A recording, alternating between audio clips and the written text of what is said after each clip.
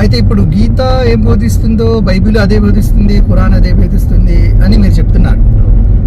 మరి గీత ప్రకారము దేవుడు, ఈశ్వరుడు, లేదంటే అలాగే బైబిల్ ప్రకారం యేసుక్రీస్తు అన్నది, ఖురాన్ ప్రకారం అల్లాహ్ అని, ఈ విధంగా ఈ దేవుళ్ళు వేరువేరుగా ఉన్నారు కదా, మరి ఒకే బోధ ఎలా అయ్యింది? అయితే ఇక్కడ అది మీకు ఇంతకుముందు కూడా చెప్పాను, ధర్మశాస్త్రాలు ప్రతిపాదిస్తున్నటువంటి విశ్వాసాలు, సిద్ధాంతాలు వేరు, ధర్మం పేరుతో సమాజంలో కనిపిస్తున్న సిద్ధాంతాలు వేరు. ఓకే. నేటి మన హిందూ సమాజాన్ని మనం చూసినప్పుడు దేవుడు, ముక్కోటి దేవుళ్ళు, దేవతలు అనేటువంటి ఒక విశ్వాసము, అదే విధంగా క్రైస్తవ సమాజాన్ని చూస్తే తండ్రి, కుమార, పరిశుద్ధాత్మ, యేసు కూడా దేవుడు అనేటువంటి ఒక విశ్వాసము, ఇంకా ఇస్లాం ధర్మాన్ని అనుసరించే ముస్లింల పరిస్థితి కూడా అల్లాహే దేవుడు అంటూ సమాధులను, బాబాలను కూడా పూజించే పరిస్థితి చూస్తున్నాం.